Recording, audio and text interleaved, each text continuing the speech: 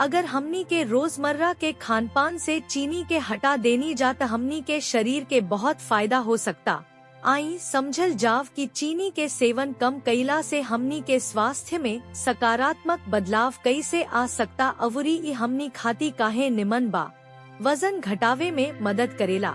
चीनी के ज्यादा खइला से वजन तेजी से बढ़ सकता, खास तौर पर प्रोसेस्ड फूड में अतिरिक्त चीनी वसा में बदल जाले अवरी पेट के आसपास जमा हो जाले, जवना के पेट के चर्बी के नाम से जानल जाला। ये चर्बी हमनी के भीतरी अंग के घेरले रहेला अवरी दिल के बीमारी, स्ट्रोक अवरी डायबिटीज के खतरा बढ़ावेला। जब हमनी के अपना खान पान में चीनी कम होखेला त हमनी के शरीर धीरे धीरे संग्रहित चर्बी के जला देवे लागेला, जवना से वजन कम होखेला अवरी शरीर स्वस्थ होखेला। ब्लड शुगर के नियंत्रित करेला। हमनी के शरीर में इंसुलिन नाम के हार्मोन बनेला, जवन की भोजन से चीनी के हमनी के कोशिका तक पहुँचे में मदद करेला अवरी ऊर्जा देवेला। लेकिन जब हमनी के चीनी के ज्यादा सेवन करेनी जाते हमनी के शरीर के अतिरिक्त इंसुलिन के उत्पादन करे पड़ेला।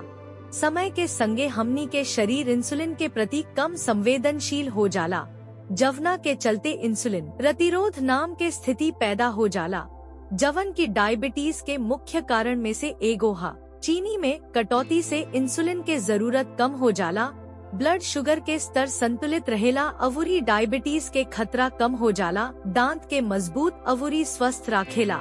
हमनी के मुंह में बैक्टीरिया होखेला जवन की खाना से चीनी के एसिड में बदल देवेला। ई एसिड हमनी के दांत के बाहरी परत के नुकसान पहुँचावेला, जवना के एनामल के नाम से जानल जाला, जवना के चलते गुहा अवरी मसूड़ा में समस्या हो सकता। चीनी के सेवन कम कईला से हमनी के दांत के सड़ला से बचावे में मदद मिलेला अवरी लंबा समय तक मजबूत अवरी स्वस्थ रहेला। मूड अवरी मानसिक स्वास्थ्य में सुधार करेला। हमनी के जवन खानी जा ओकर असर सिर्फ हमनी के शरीर पना बालुक हमनी के दिमाग अवरी मनोदशा पर भी पड़ेला। शोध से पता चलता कि चीनी के ज्यादा सेवन से कुछ लोग में तनाव अवरी अवसाद बढ़ सकता। अयीसन ऐसे होखेला काहे कि चीनी के चलते अचानक ब्लड शुगर के स्तर में स्पाइक अवरी गिरावट आवेला, जवना के चलते मूड में बदलाव आवेला। चीनी के कम करके हमनी के दिमाग स्थिर तरीका से काम करेला, जवना से हमनी के खुश, सक्रिय अवरी मानसिक रूप से संतुलित महसूस करे में मदद मिलेला। त्वचा के साफ अवरी युवा बनावेला। चीनी के ज्यादा खइला से शरीर में सूजन हो सकता, जवना के चलते त्वचा में तेल के उत्पादन बढ़ जाला।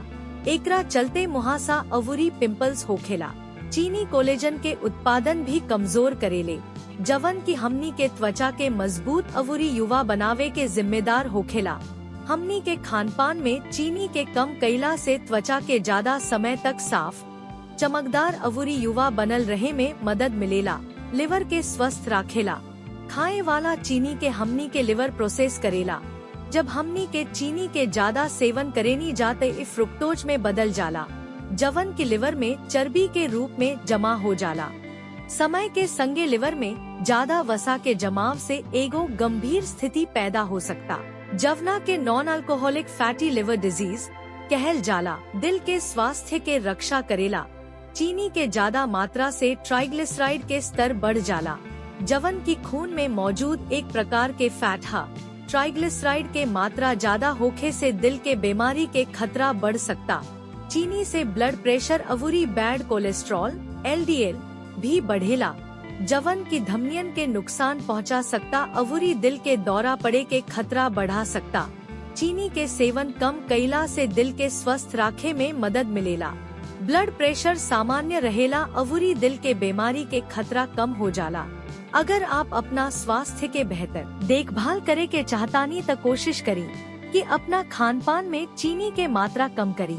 अगर रौरा सभे के ई वीडियो मददगार लागल त लाइक, शेयर आ सब्सक्राइब करे के मत भूली।